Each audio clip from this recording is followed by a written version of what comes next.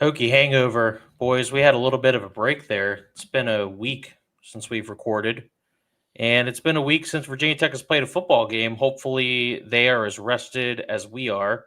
Although, based on the house issues that Mike has been dealing with over the last 24 hours, I don't know that Mike is all that rested.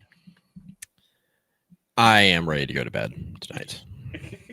Once we're done recording this, But you were here, Mike. You're rearing to here. go for this couch. I am here. No, I am here. I appreciate. We were trying to record last night, Monday night. I was just dealing with HVAC and just house stuff yesterday, and then had to catch up on some stuff. So, yeah, we're back. We're good now. I will tell you, Rick, you know I lean into this stuff so much. I'm happy to watch us win, lose, or draw. I really appreciated the opportunity to just not think about it for a full calendar week. You know, you wait so long for the season to start, and then you're waiting for the bye week. But can't lose if you don't play. And now a winnable game, question mark, on the horizon. I'm here to talk about it. So make it happen.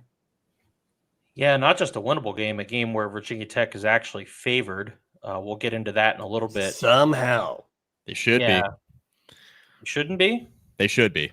They should be. Should be. Okay, should be. Yeah, they should be. I have some thoughts about this Cal offense, Yeah, but before we get into the Calgorithim, lots has happened on the coaching front, and given that Virginia Tech is still looking for a head coach, I feel like we should probably touch on some of that stuff there. Billy Napier out at Florida. That's another big job that's opened that will likely have at least a small impact on Virginia Tech's process. Jobs not opening, at least at the moment, are Florida State and Wisconsin. Now, whether or not that sticks by the end of the season, we'll have to wait and see. But how are you guys feeling about this coaching search at the moment? It's been pretty quiet, although there was a article about some legitimate interest from Virginia Tech and Shane Beamer, and how Virginia Tech could be a soft landing for a Beamer that's come under some fire after kind of a rough start to the season. Where are we at right now with this? I mean, I wasn't expecting to hear much yet, so like I'm not too concerned or anything like that. Like this stuff isn't going to heat up till these teams get in the back half. Not even the back half, like back third of their schedules, you know. That's when this stuff tends to heat up. So I think people are clamoring to hear more, obviously, because people are anxious about who Virginia Tech's going to hire. But where this has been, like, and how this has been proceeding so far, I'm not too surprised about. I will say, though, like, this is going to end up being like a pretty tough situation, I think, for Virginia Tech in terms of the schools they're going to be competing against for a pool of candidates. I think is going to be relatively well defined. Like every time you have a coaching cycle, there's a number of names that garner headlines, right? You end up getting, like, generally speaking, like a top candidate pool of like a couple of G5 guys that are ready to make the jump up, a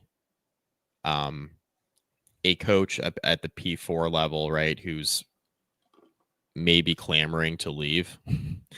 This cycle's had a little bit of everything so far. Like we have Sumrall, we have Galesh, right, at the G6 level that are ready for a bigger job. But then you also have Penn State that opened unexpectedly.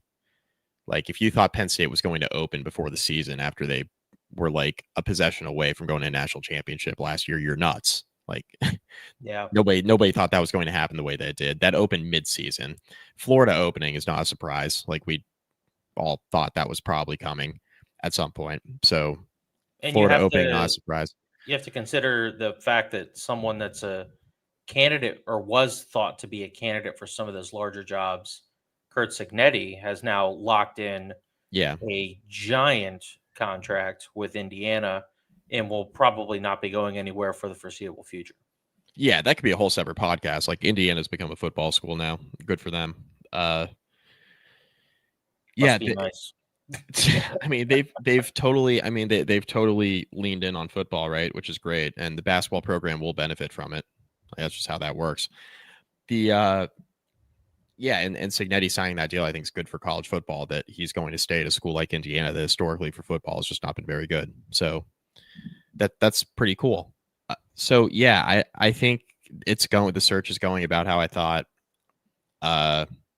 This past Sunday did not go how I expected, and didn't sound like it went how a lot of media members thought it would go with the amount of teams that lost games over the weekend. I think a lot of people were expecting Florida State to open. Doesn't sound like Florida State has the money yet, but Norvell's gone. Like, I think that could happen. That could happen still, by the way, by the end of the year. Like, I don't think you see that vote, like the vote of confidence from the AD. Like, it's not like they just don't have the money to do it, but I think they're trying to find it. Depends on how bad it gets for the remainder of the year. Yeah. For them. I don't know Florida State's remaining schedule. Obviously, Virginia Tech has to pretty soft. Go to Tallahassee later in the year. They do get Florida at the end of the year, but yeah, Wake, Clemson, Virginia Tech, then back-to-back road games at NC State and Florida. But there really isn't much left to play for Florida State, and they've got a coach on the way out, so that could get pretty ugly. So they're definitely on quit watch.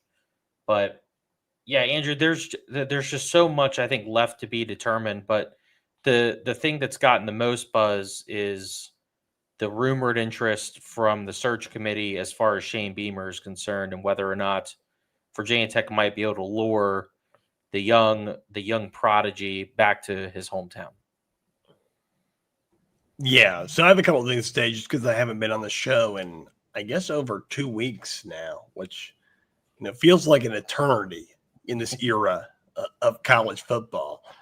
But I'll start with an unrelated point, right? Because I don't think I ever got to comment on this show about my thoughts of the James Franklin firing, and I guess we could go with potential hiring.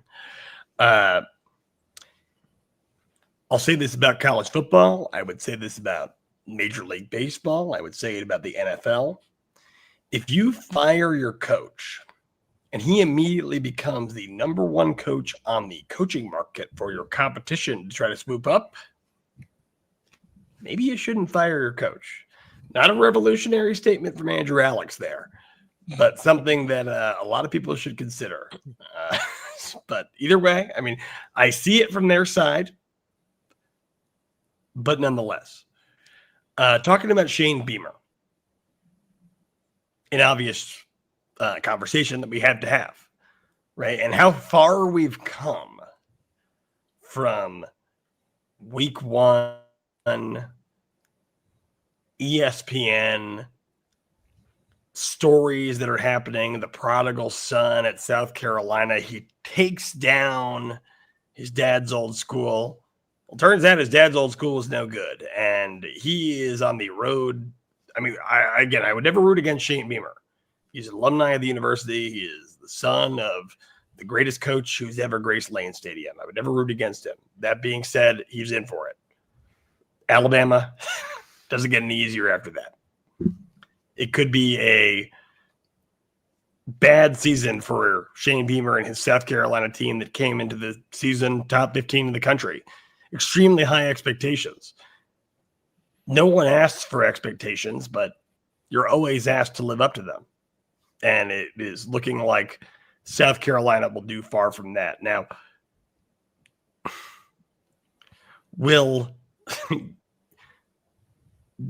I don't want to say, like, the word I'm looking for is escaping me. Maybe decency. Decency is the wrong word. Rationality, I suppose, would be the right one. Will rationality win out? South Carolina is a hard place to win. They have a ridiculously hard schedule.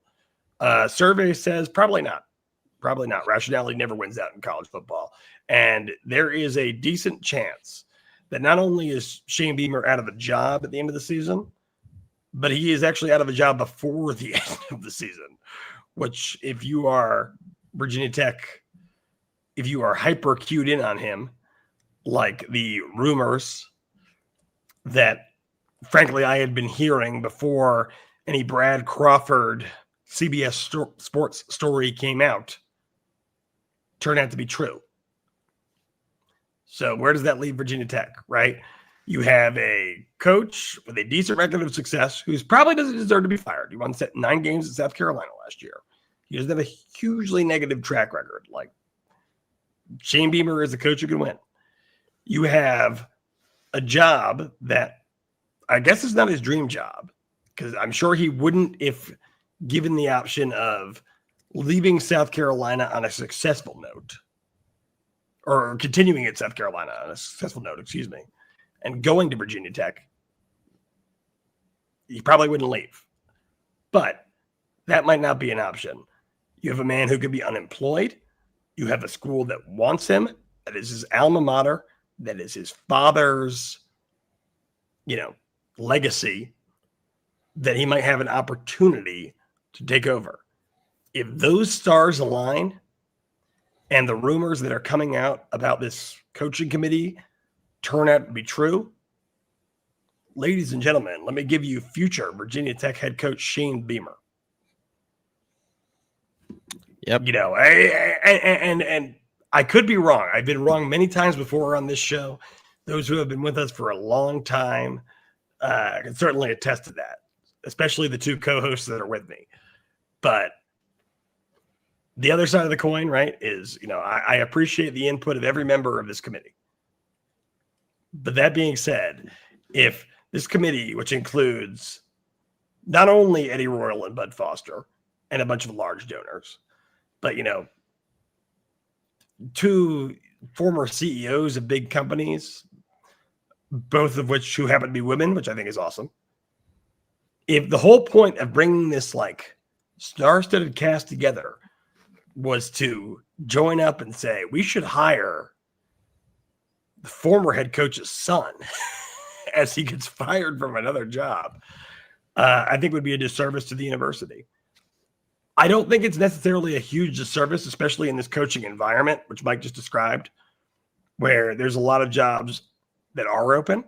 There's even more jobs that will be open, including Florida State and Wisconsin, which I am surprised are not currently open, that will make it a less than ideal situation for Virginia Tech to try to hire a head coach. You think back to 2015 winter, I suppose, when the Tech job came available. We got Justin Fuente. It was Justin Fuente, or what the heck was Tom Herman, the guy who ended up from Houston to Texas. He was number 1. Fuente was number 2. We got number 2. That's not going to be the case. We might be number 5 or number 6 if we're lucky this time around. Yeah. But either way, there's a ton of options available, including some guys like Shane Beamer who are on the unemployment line. And, all I ask as an alumni of the university, as a donor to the program, is that all options are evaluated. And if the best option turns out to be Shane Beamer, who has his own inherent advantage going into the situation, not just from getting the job, but from it would obviously create massive hype situation, which there's something to be said for that. There's value to that. But at the end of the day, evaluate all options and pick the guy who a group of unrelated people, not being dominated by any one particular person or particular mindset, thinks is right. And Beamer's legacy should be considered, but only as a singular point. We shall see. If you're a Tech fan, you should be watching keenly as South Carolina plays Alabama. You should be watching keenly as Florida State and Wisconsin make evaluations on their head coach, where, I hate to say it, but the vibe I get is, unlike Virginia Tech, where Babcock had a decision made for him, the athletic directors at Wisconsin and Florida State seem to be holding truer to the idea that they're not going to be able to hire another head coach. There's just so much up in the air, and there's so much time left to go, and we're not going to have a definitive answer, and there will be so many rumors But the dust hasn't settled yet. But from where I see it right now, I just don't know if this is the ideal environment for Virginia Tech to hire a head coach. And that's just me. It's definitely not the ideal environment. That's for sure. But I cannot imagine a scenario where Shane Beamer is the next head coach at Virginia Tech and the fan base is approving of the decision. There's going to be an age. It's going to the line's going to be drawn depending on what age you are. Brother, I totally disagree. I think that, you know, I'll turn to Chris Coleman and Tech People over the age of like 55 or 60 are going to be so fucking fired up about it, but I think everybody else is going to be like, ah. Look, they did a poll on Tech Sideline 5 years ago or whatever it was when the job was open last time around. Who do you think is going to be the next head coach? Brett Pry came in dead last in that poll, and Virginia Tech fans found a way to get excited about him. Myself included, you guys included as well, if I remember correctly. And varying levels. To varying levels, yes. To varying levels. Now, I'll be fair on that. Shane Beamer, heads will be scratched. Questions will be raised. Donations will be through the roof. Season ticket sales will be through the roof. And it's true. It's true. And I don't necessarily want it. I have a list of at least a handful of coaches that I would certainly prefer over him that I feel are realistic given the environment. But I'll renew my season tickets real quick. I mean, it'd be exciting. And if this was like 3 weeks ago, I might be less inclined towards it. But right now, today, knowing what's open and knowing what is likely to become open, I might settle for it. I think Hold on, Mike. I want to bring up something. Okay, that you and I had on X that I thought was extremely hilarious, but also extremely relevant to this conversation. There was a thread between you, myself, and Pete B. And you'd made a comment about Virginia Tech's signing NDAs and whatnot, and hiring Shane Beamer after NDAs would be hysterical. And then Pete B said, would Shane Beamer be a head coaching candidate at any other serious school?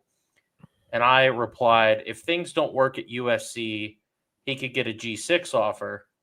To which Mike quote tweeted and said, Ricky's right. The G6 school is Virginia Tech.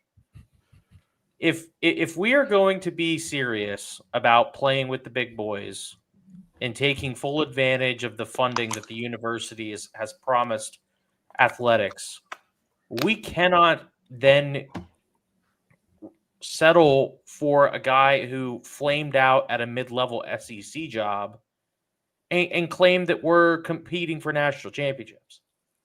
That is a completely unserious, untenable position for anyone at Merriman or Burris Hall to actually stake that claim.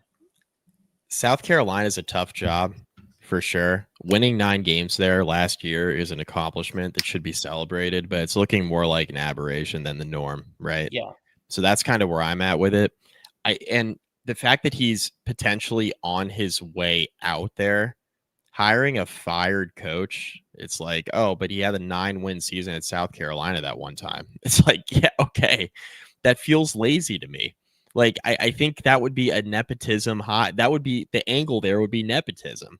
If we had another, I mean, is Virginia Tech, I mean, guys, gun to your head, is Virginia Tech going to seriously consider Billy Napier for this opening? No. Maybe, but probably not, right?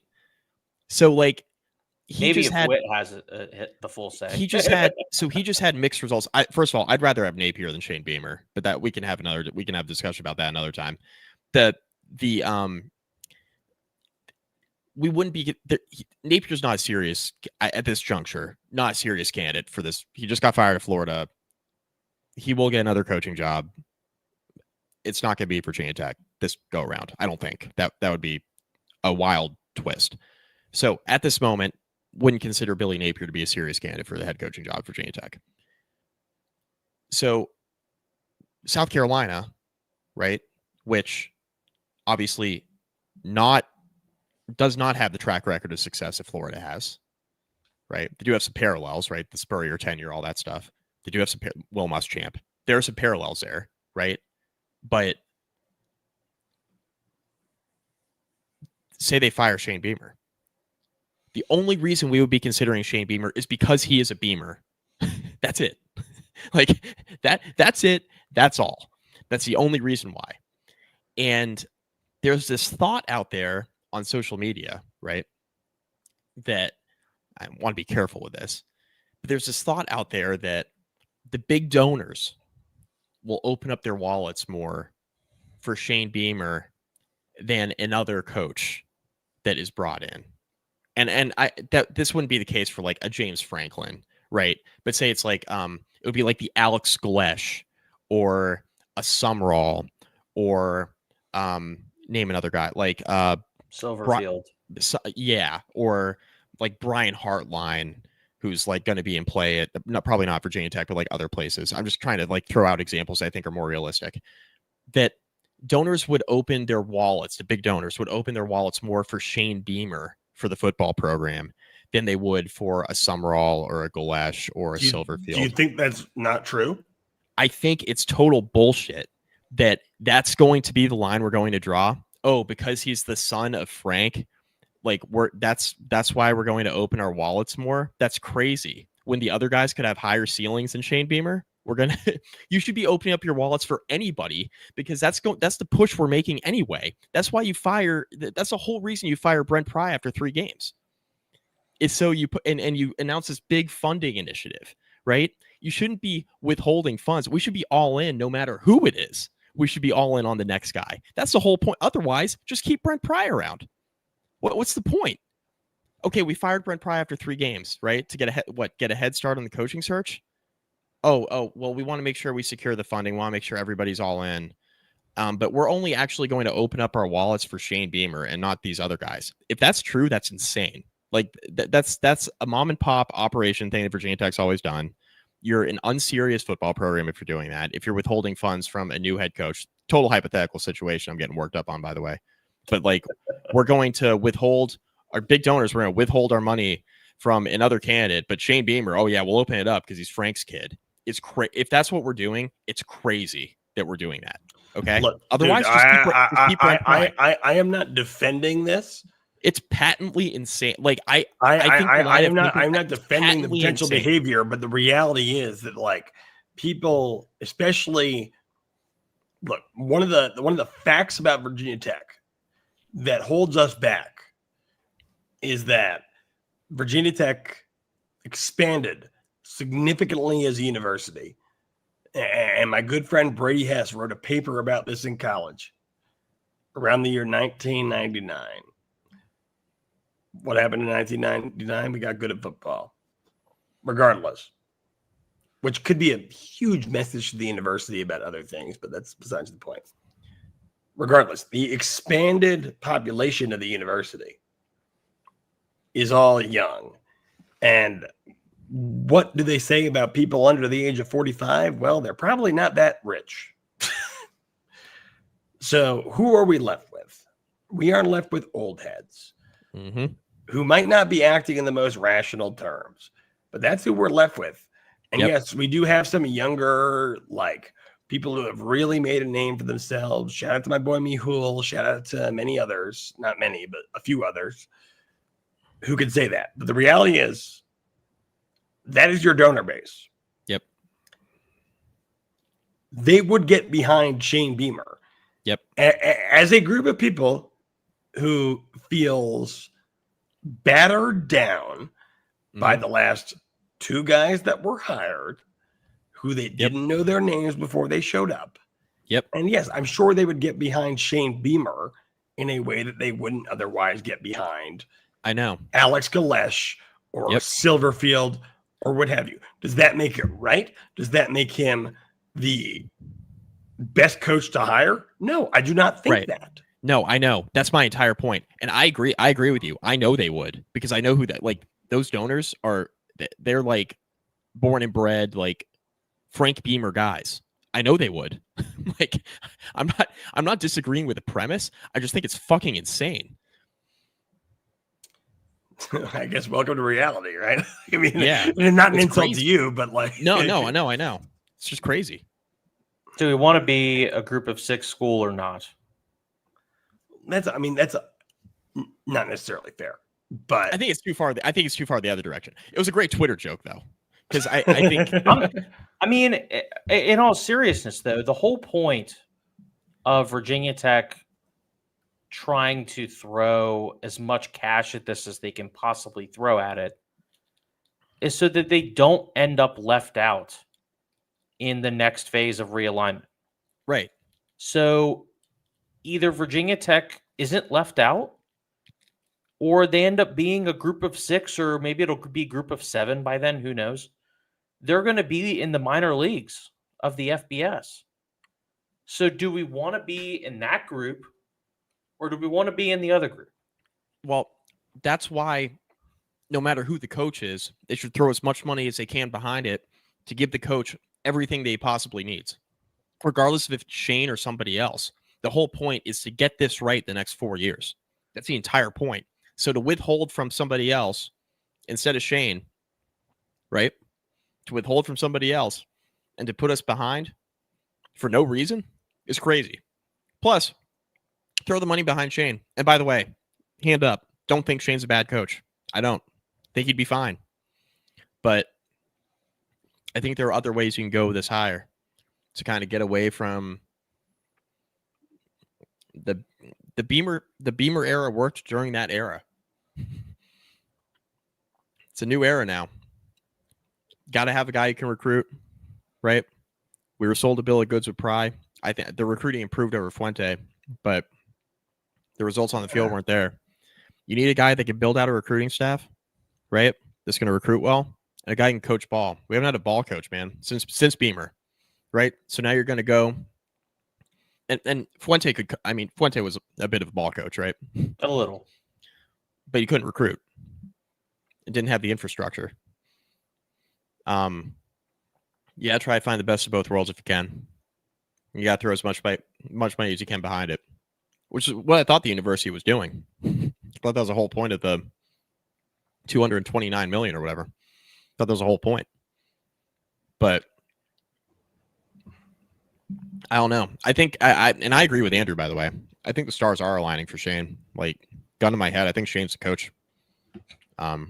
Certainly should be the Vegas favorite. I haven't checked the Vegas odds. Yeah, should be the Vegas favorite. I agree. I totally agree with Andrew, but I'm just pushing. I'm pushing back against it just from a standpoint of he would not be my first choice for this opening. Like, my first choice is Franklin by a mile. He's turned around 2 programs from the depths of despair. I mean, Vanderbilt was not in a good place when he took it over. Won 9 games his second year. Took over Penn State. Unimaginable situation. Unimaginable situation. Unimaginable. And Bill O'Brien's work there should not be discounted, right, before Franklin got there. But Franklin took that over, and, you know, Bill O'Brien on the way out was talking about how he was still dealing with, like, the Joe Paterno people. Like, still trying to, like, hold on to the past there. And Bill O'Brien was dealing with a very, very toxic donor situation there when he left. And Franklin came in and he kind of, like, quelled it, right? He, like, calmed the waters as they were coming out of those sanctions.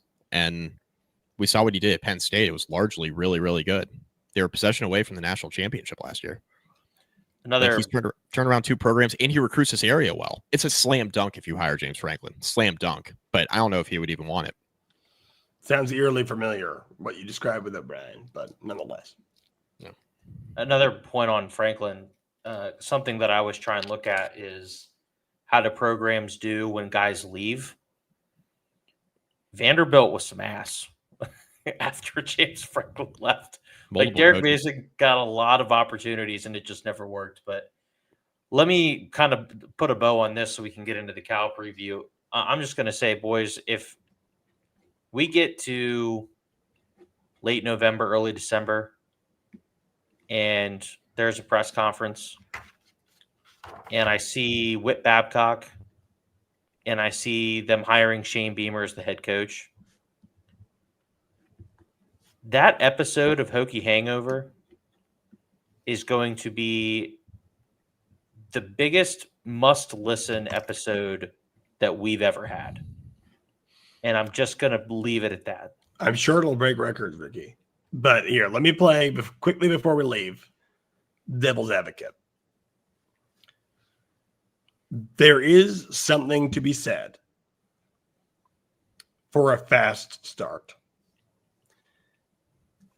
Shane Beamer would immediately have a adrenaline injection into the program. Now, you could say that regardless of whether he is the best coach in the world or the worst coach in the world. We all know he's somewhere in between, and we can all argue about where that is. But between the money, which we discussed before, and just like the pure like cloud of it, there would be something there. We are in a situation where we need to win fast, and that would help. Number two, what got us in the past? Lack of experience. Recruiting the area was first. And then recruiting in the modern era was the second. Shane Beamer has recruited in both the area, both for Virginia Tech and a competitor. And he's done very well. And in the modern era, it's all he knows. Brent Pry, had never been a head coach before, and the recruiting he had done previously was primarily in and it's crazy to say that it was 4 years ago, a bygone era of college football. Shane Beamer not only knows the area, but he is aware of the situation. I don't know if it would be the worst thing in the world. It's not my first choice. I am possibly just justifying it because I really do think there's a hell of a chance that it happens. For a guy who has somewhat succeeded at a place where the cards are stacked against him, could come here where the cards are going to be in his favor, and he's going to have a heck of a lot more resources than, what should amount to how many teams are in the ECC now? 17. Yeah. 13 of the 17 teams that he faces on a daily basis might not be the worst thing in the world. That being said, I go back to my original point. If this committee is not evaluating every option and not just looking at Shane Beamer's last name as a list of advantages that he might have purely in the context of what I just stated, they're not doing the university justice. So we got plenty of time to go. It'll certainly be interesting if he gets let go early at South Carolina, which he could. He very well could. I mean, Mike, I'm sure you've seen the schedule. Yeah, it's really hard. Yeah, I mean, beyond this point, right? Home against Alabama, that's number 4. At Ole Miss, number 8. At Texas A&M, number 3. Home against Coastal. Home against Clemson.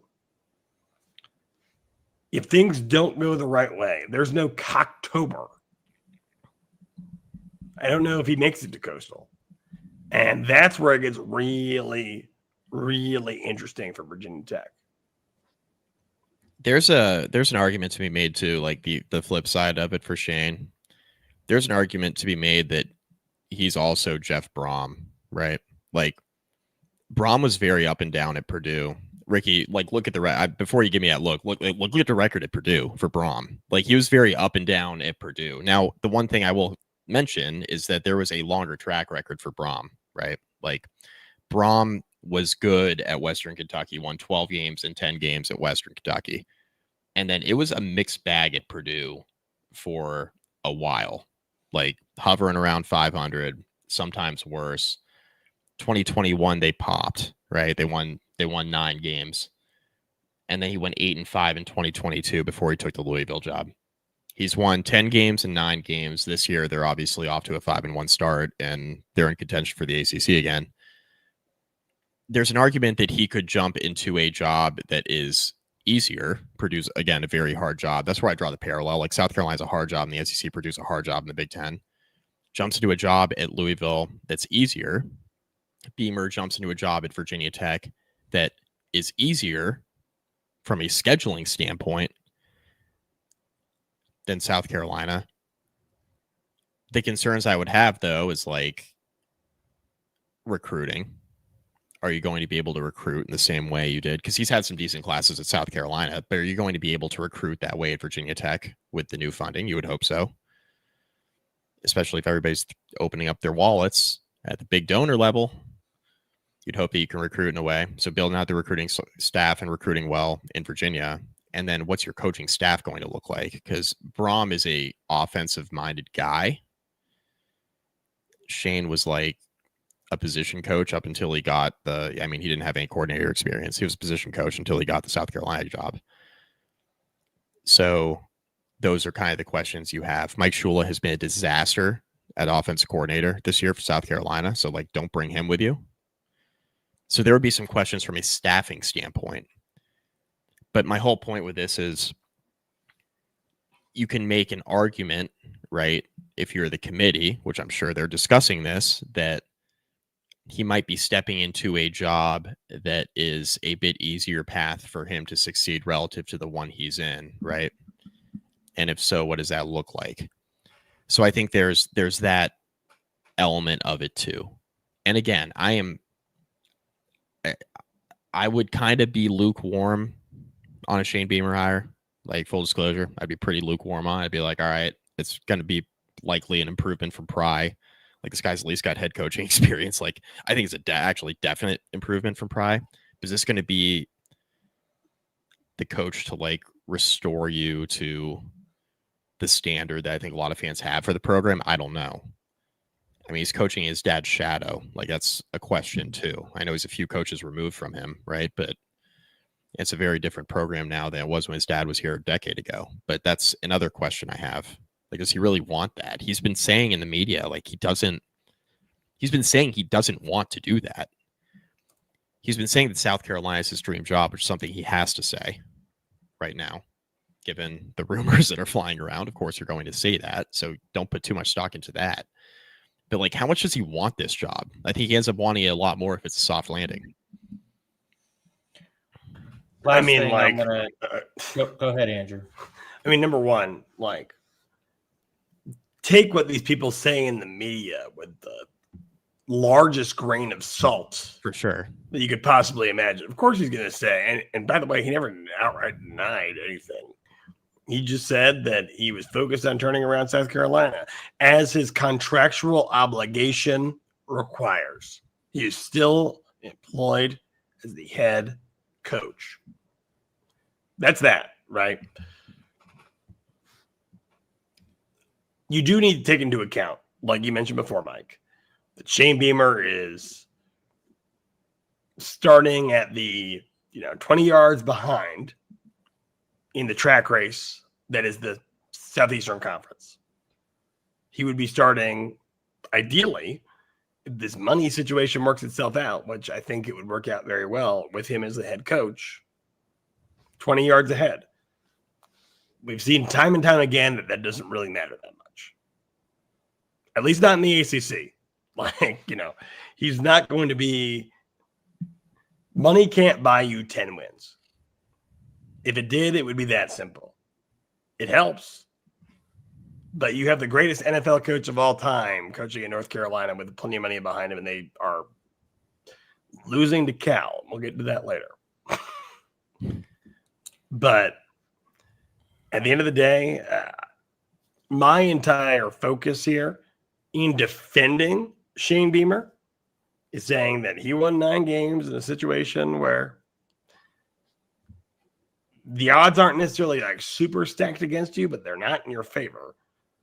He turned around a program and won 7 games in his first year for a program that had won 6 games in the last 2 and only won more than 7 once.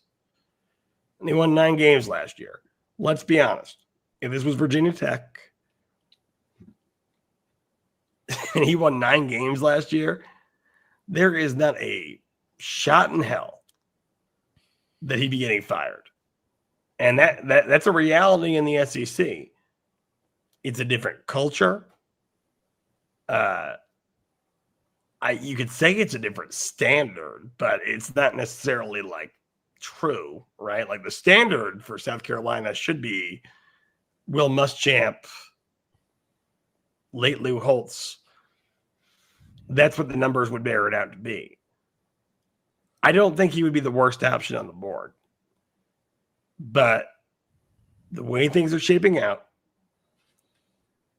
with these jobs available, right? Like you of course, the number one option is James Franklin. And if you want to give James Franklin an unbelievable amount of guaranteed money to the point where he would accept a job where his absolute boy, just came and failed and left unceremoniously after week 3. Because I'm sure there's a premium that you're going to have to pay on that.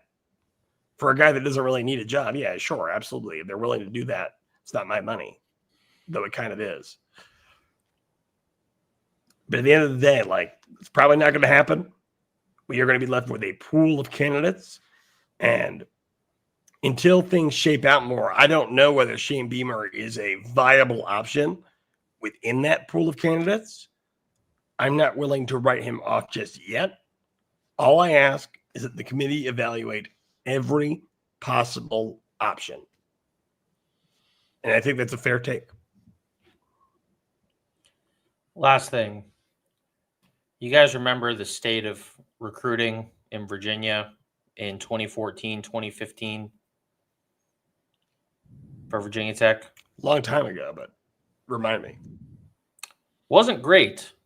And obviously, Fuente didn't really help things, but Virginia Tech was getting their ass kicked, especially in the eastern part of the state. You know who was Virginia Tech's primary recruiter in Richmond? Shane. Just going to leave it there. It was a decade ago, Rick. It's a lot. I mean, that's 10 years less of experience, right? He was working for his dad as a GA. I mean, he was not out of a a GA role. He was not at Virginia Tech, but he was not too far removed from a GA role, is my point. Rick, I do think that, being fair, the last name probably resets that. Like, who cares what happened then? Not that I'm not saying it would be good. I'm not saying it would be bad. I would say that piece of information has a minimized effect on me.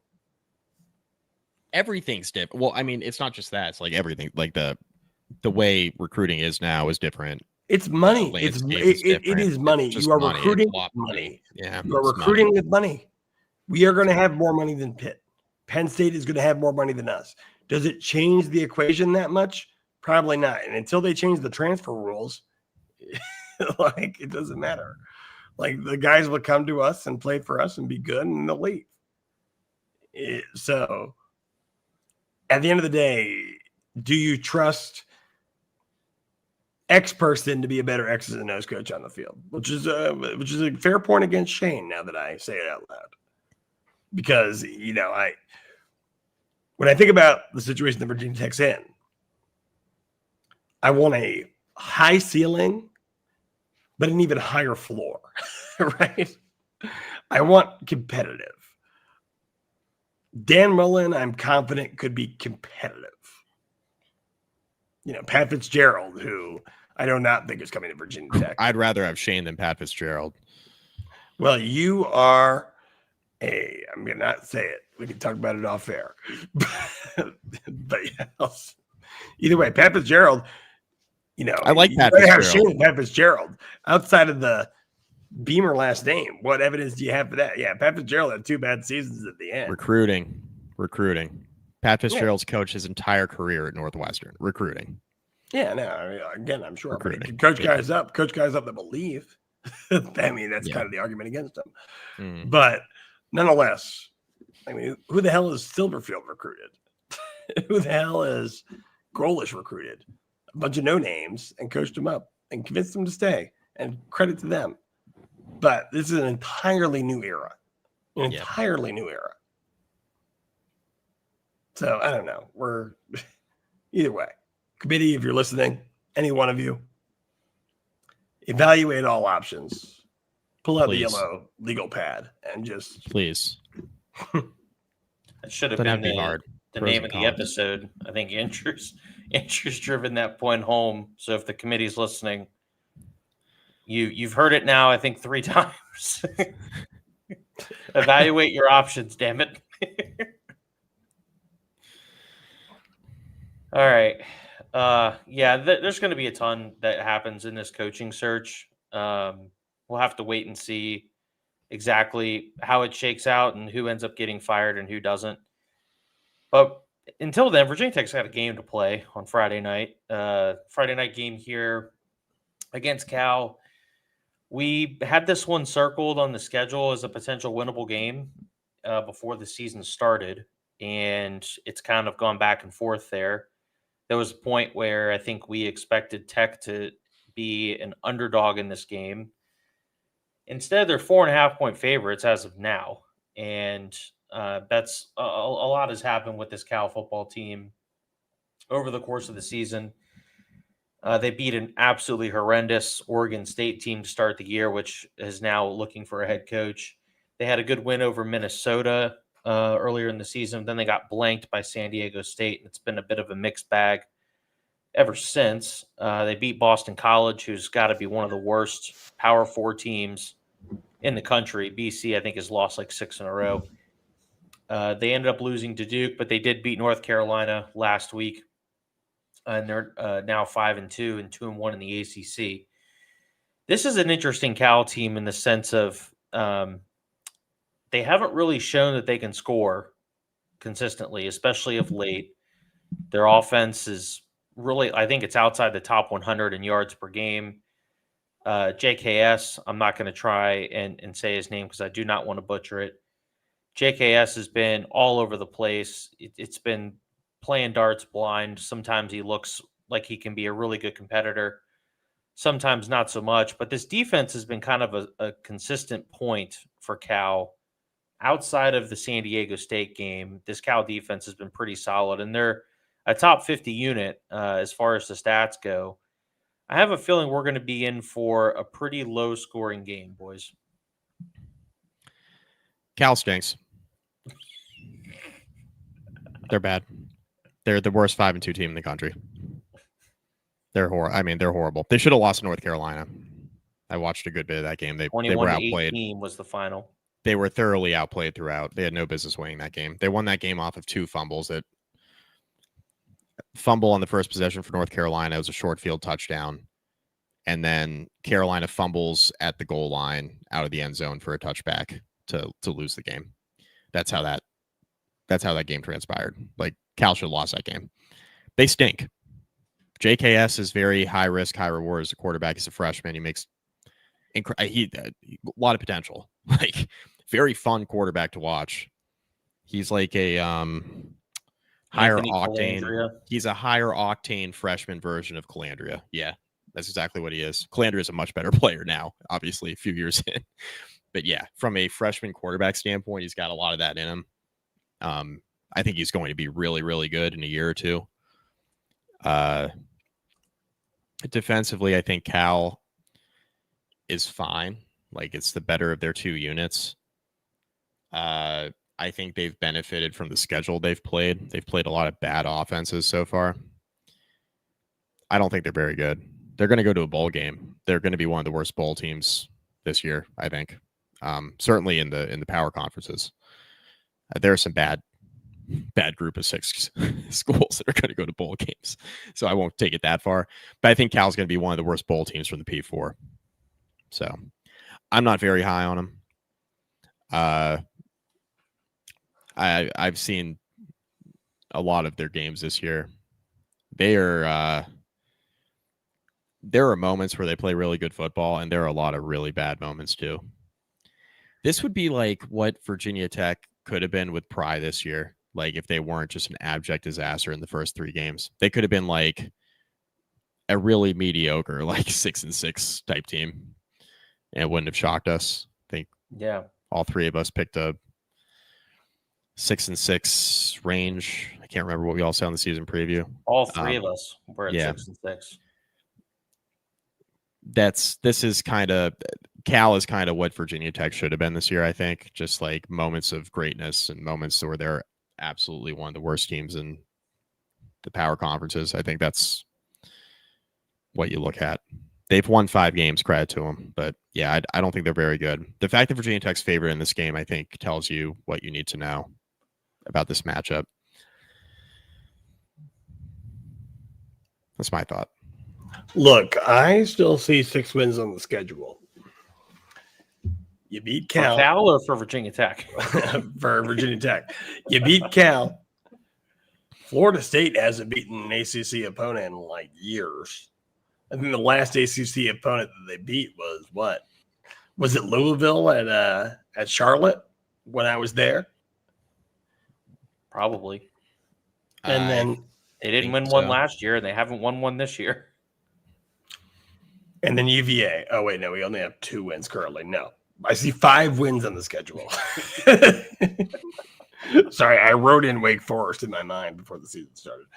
Either way, I mean, what it comes down to is this Cal team, like many of the teams that Virginia Tech has faced before, like Wake Forest, like NC State, like Old Dominion, are there for the taking, especially at home. But you got to play a good game of football. And the reality is, like, Virginia Tech, at their best in 2025, with the roster that they have after attrition, isn't that good. So are they good enough to beat a Cal? Are they good enough to beat an NC State? Yes, clearly they're good enough to beat an NC State.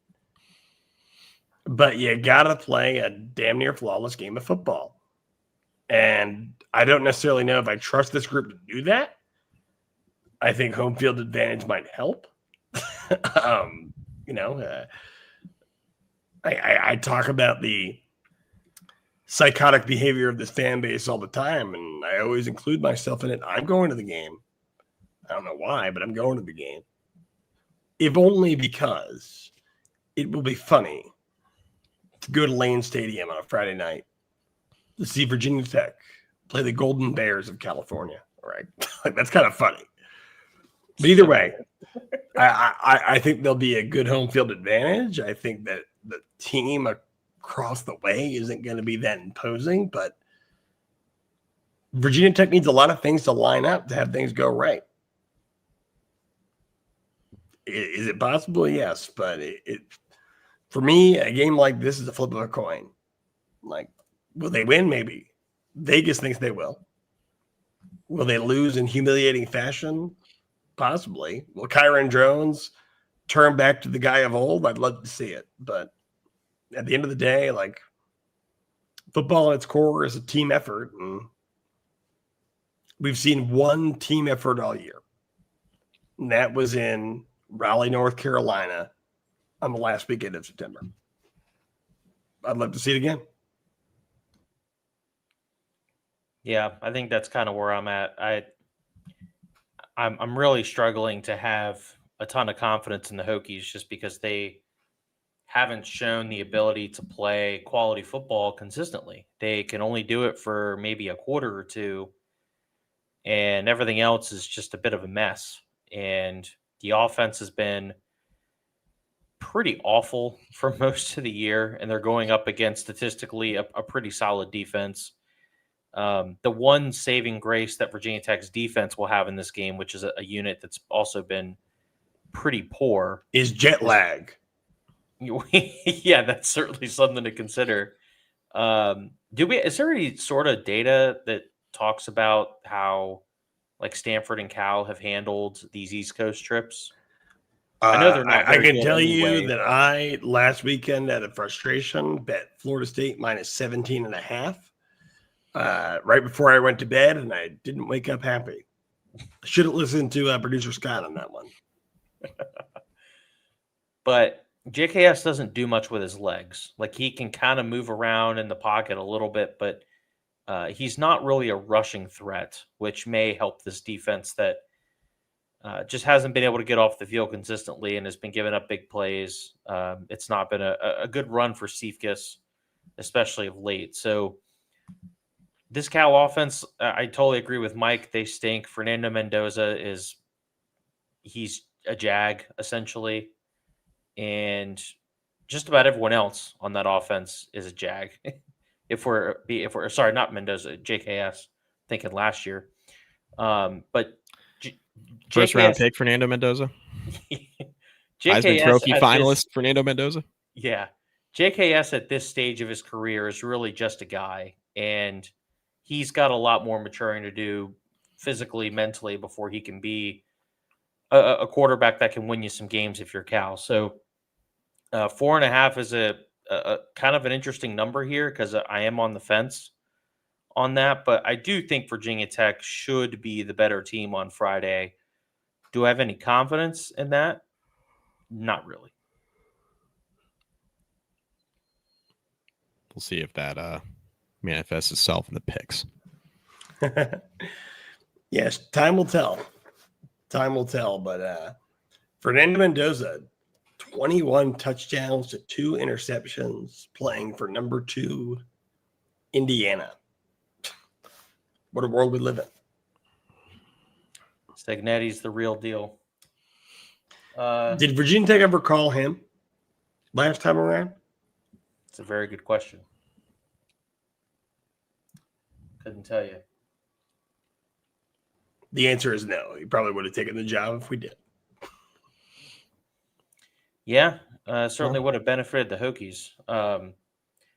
Any last words about this Cal Golden Bears team? It's an interesting game. If Virginia Tech is going to get to 4 or 5 wins, this is one they absolutely have to have.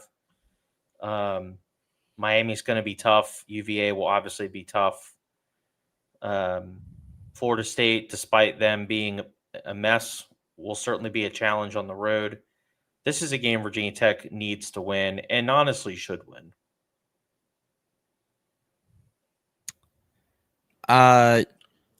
I will watch it. Oh, that's nice. I'll watch it. So it's on Friday. It's not competing with a bunch of other games that are better. So I'll watch it. I know it sounds bad. Like, fans will be like, "Oh, you're doing a Virginia Tech podcast. How can you not watch the guy?" Guys, the team sucks. Just, let's be real now.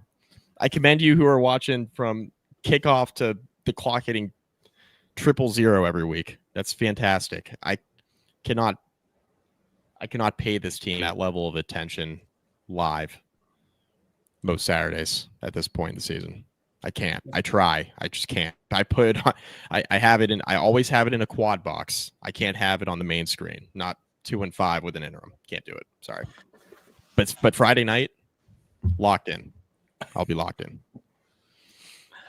Look, I'll let you know when I deem Virginia Tech not worth watching. I don't think I've missed a game in 10 years. Mike McDaniel's the problem with this program.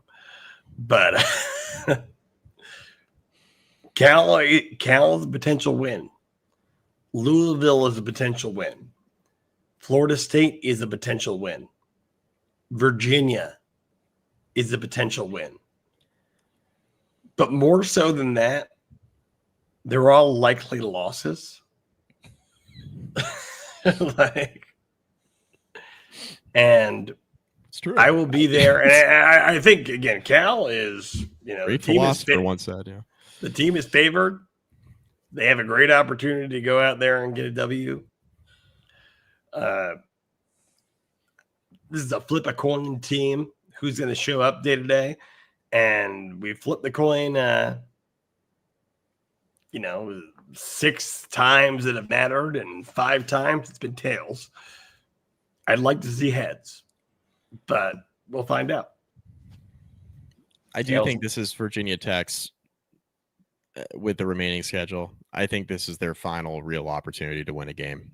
I think going to Tallahassee, I think you can do it because Florida State's quitting. Like I think that's still remains a possibility, but they hold a significant talent advantage. So I just don't know for sure. I always do. But yeah, I think Virginia can be had if your team is competent, but I don't think we're winning that game this year. I think Miami, obviously, like Virginia Tech was a lot better last year and should have won the Miami game.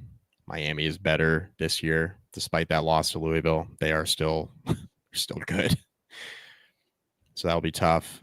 And I think Louisville's good. I don't know about Miller Moss, but I think Louisville's defense for sure is good. The defense is very good. So I think this is your last like real opportunity to win a game. And then I think if you were to able to sneak one more out of this season, right, get to 4, which is I can't believe we're at the point where we're like, we can scrape out 4 wins, would be the Florida State game. Because I think they're quitting fast. The key is it doesn't even really matter. Does not matter. Even does not matter even a little bit. No, does not matter. You know, people came to this podcast to listen to the first 40 minutes where we ranted about potential coaches, and that was good content. Those same people will watch the game. But whether Virginia Tech beats Cal or loses to Cal has no impact on their ability to get their next head coach. It has no impact on the future. The players who are on the field have virtually nothing to do with the future of the program, with the exception of some. And we can argue in a few weeks about which ones you want. But it's a different era with the portal too. Like to your point, Andrew, like we can argue for the ones we want to keep in a few weeks, but it's not like the old days where it was like, hey, a lot of these guys will still be around for the next coach. So like we're getting them valuable reps. These games still matter, even though it's an interim. It's like that can still be true for a few guys, but like not a lot of them. It's just different now. The Indiana freaking Hoosiers went to the college football playoff playing out of the Big Ten with a team full of guys who had previously played for James Madison. Yep.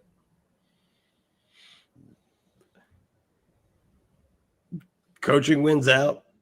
The world is your oyster. This team will be very different next year. But at the end of the day, if you are still listening, you agree with me on this. If a team goes on a football field rightfully wearing Virginia Tech's logo on their helmets and maroon and orange on their jerseys, I'm obliged to watch. For some reason, I'm obliged to care, and I will do that. And it's a game that they can win, and I sure as hell hope they do. This is not the NFL. There's no advantage to losing. And I think they can win. And I don't think Philip Montgomery is an idiot. But I think, the deck is stacked against him. And we'll see how it goes. It's time for ACC picks, which is why relatively loyal listener here lately, Will Sikora, is here. Says, I'm here for the betting picks. So I know which of Mike's to fade this week. Don't hold me to these on the podcast I record tomorrow night, Will. I hate when Mike does that. Says Virginia Tech's playing on Friday. Let's talk about some games that are going to be on Saturday, noon at ESPN. Syracuse traveling to Georgia Tech. Jackets are 17.5-point favorites at home. Georgia Tech is 7th in the country, which enjoy it while you can, folks. That's all I'm going to say. Despite that, Syracuse not very good, although I'm going to go with the orange here to actually keep this within 17.5. So give me the Cuse. Georgia Tech. Tough pick. Ramble and Wreck. That's fine. I'll go out on a limb. UVA traveling to Chapel Hill, 16th ranked Hoos, 10.5-point favorites on the road at noon on the ACC network. Carolina's, I don't know, man. this whole Belichick thing isn't working out. His thing with, was it Hulu or Amazon, got canceled. Hulu, I think. Pablo Torre is getting a hold of behind the scenes videos. It's What a disaster. Don't mean to derail this. What did that accomplish? It kind of showed that they can be a little condescending, maybe. We all knew that. Fair. Yeah. Hey, I've been a Patriots fan my entire life. I was gonna say you're completely none of this biased. is a surprise to me. None of this is a surprise to me. Like, oh, Belichick's an asshole. Surprise. Like, what? What did it accomplish? We're doing a Virginia Tech podcast. We're talking about it. That's what it accomplished. I guess that's true. Yeah, that's true. Yeah. Pablo Torre's had some good TMZ kind of info lately. Yes. Regardless, UVA 10.5 point favorites. Mike. UVA keeps kind of getting away with it. Like, they probably should have lost to Washington State. Washington State's a lot better than Washington State's a lot better than North Carolina, by the way. Probably should have lost that game last week as a huge favorite. Carolina's defense played better against Cal. We're going to find out if that's more because Cal's of who they played. Yeah. Versus. But give me Carolina plus 10.5 because UVA I think is I don't think they're going to lose this game. I think UVA wins, but UVA has kind of been getting away with it. They're still good. Like, obviously they're still good, but they're in the Georgia Tech realm. I think Georgia Tech's better than Virginia too, but they're in the Georgia Tech realm of like they're letting teams that they should be hitting the gas on. They're kind of letting them hang around a little bit. So, yeah, give me Carolina here. This weekend, I learned that my girlfriend's brother-in-law went to UVA grad school, UNC undergrad. So we are very much against each other when it comes to college sports. But I will take his grad school to cover that. Give me UVA. I'm not betting against them until proven otherwise. Though it was so close. So close. I'm putting Virginia on fraud watch, as Will Secor mentioned in our comments, but I am going to take UVA to cover this because I think Carolina is awful. SMU going on the road on the CW at noon. SMU's 3.5 point favorite. SMU still clearly in the ACC title race, I think, which is kind of a mess at the moment. Undefeated will get you there. That's right. Yeah, I thought they were still undefeated in the conference. I'm going to take the Ponies to be able to cover that spread. I know Wake's been playing a little bit better lately, but give me SMU. Gonna lay him with SMU as well. Not very confident in it though. This could be a letdown spot after what they did to Clemson last week. Mm-hmm. I want to go with SMU too, and I think I actually will for the sake of our picks. But the fact that we're all betting on SMU makes me a little bit more confident in Wake Forest. That being said, like, what do we have against SMU? Oh, they almost lost to Washington State. Well, so did the team ahead of them in the standings. Give me the Ponies. Pitt made a change at quarterback. Can't remember what his name is. It Heinchel? Is that how you Mason pronounce it? Heinchel. Correct. Yeah, sounds like a very, very astute German name. Regardless, Pitt's offense may be fixed. They're 6.5 point favorites at home against NC State, who is kind of on the brink, honestly. 6.5 feels like a lot of points here, but I'm going to take Pitt. Yeah, me too. Lamb. I mean, we're looking at a 6-7 win Pitt team here, despite all the haters and questions. Losers. Yes. And losers they had coming into the season. Either way, I think this gets them bowl eligibility. Next week against Stanford should take them a little bit further than that. And kind of just goes to show that if this team can win 7 games, which would have not certainly, but highly possibly save Brent Pry his job. That's all I have to say about where we're at right now. Pitt. Yeah. It's honestly rather annoying to see Narduzzi consistently put out a competitive team every year, despite the fact that he can't really recruit to Pitt. Because hate watching Narduzzi usually, but you got to give the man credit. He's able to find wins usually where other coaches can't.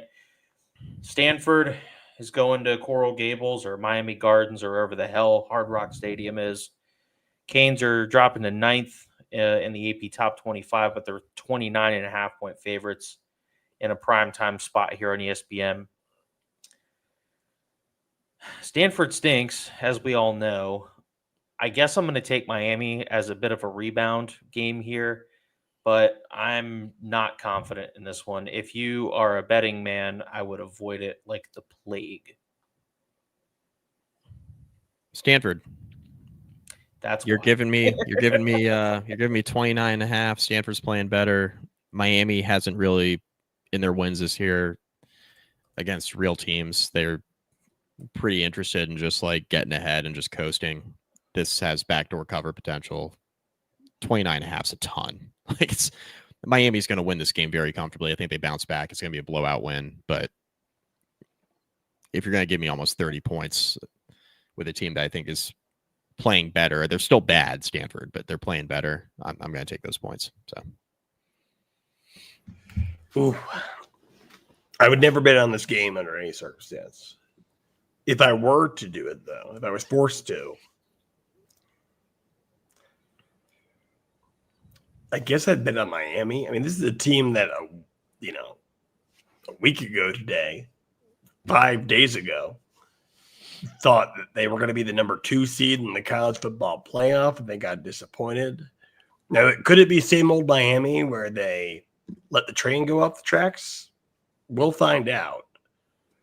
But I have a lot of faith in Mario Cristobal as a leader and think that at least against this disaster team, they could blow out of the park. Yeah, who the hell knows? Like I said, I would avoid that one. Speaking of another one I might avoid, even though BC is awful. Wait, Ricky, Eagles. did you make a pick there? I thought I did. I'm going with the Canes. Okay. Yeah, I'm not comfortable with it, but I am going with Miami. Eagles are going to Louisville. Louisville's coming off the big win against the Canes, obviously 7:30 on ACC Network. Cards are 25.5-point favorites at home. I'm going to pick the big cover again. Give me Louisville, I guess. Lamb. Boston College just quit. Louisville. Bill O'Brien on his way out? Maybe. That could open. That wouldn't shock me. Would that shock you guys? It's another job opening that Virginia Tech would have to consider when hiring a coach. But no, I'll go unanimous there, Louisville. Yeah, I don't know. BC is a weird spot. I mean, what kind of expectations can you honestly have there, given everything that goes with it? Better than this. Steve Adazio won 6 games a year there. That's true. Steve Adazio is very good at that. Better than this. Virginia Tech coach, Steve Adazio. Yeah, before you laugh, it would be an upgrade from Pry. You got to call him. You got to call him. You have to consider it. I've been getting those tweets from Jimmy Cleveland and Don Tomas. Anytime they see a coach playing well, I'm getting. Try actually hanging out with them. Do you give them a call? You have to call. If it gets Steve Adazio out of the play-by-play booth, then sure, why not? Yeah, that's fair. It's been Ricky will fall on that sword. It's not good. Let's go back in time to Friday. Rather see him coach. Yeah, I would. Cal's coming to Blacksburg for a Friday night one. Should be a fun one. I think the weather's going to be pretty good. It'll be a little chilly. Hopefully there's a good crowd turnout for this one. 7:30 on ESPN. We've talked about this. Cal is not very good on offense, a little bit better on defense. Overall, not very great, but they're still 5-2. They're finding ways to win games. You got to give them credit for that. Regardless, they're still road dogs here. I think Virginia Tech wins this game, but I do not think they're going to cover 4.5. I think this one will be close. The total is 50.5. That's probably pretty good, but I would lean towards the under here. Both of these offenses stink. I guess I'm going to take Cal with the points, but I think Virginia Tech wins this one. Laying with the Hokies. I don't think Virginia Tech's very good. I certainly don't think Cal's very good. Made that clear. Lamb. Hokies by like 7 to 10. Low scoring.